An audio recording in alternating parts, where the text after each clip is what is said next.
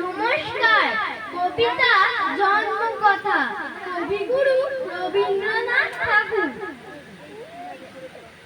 খোকামাকে সুধায় রেখে এলেম আমি কোথা থেকে, কোনখানে তুই কুড়িয়ে পেলি আমারে।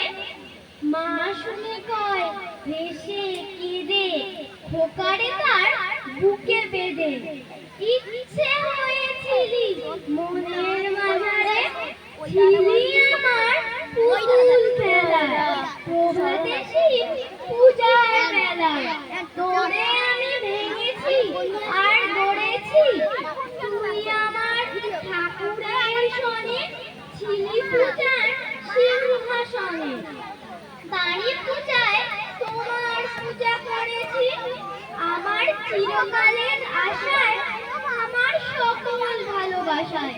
আমার মায়ের দিদি মায়ের পরাণে, পুরনো এই মোদের ঘরে গৃহদেবীর কোলের পরে।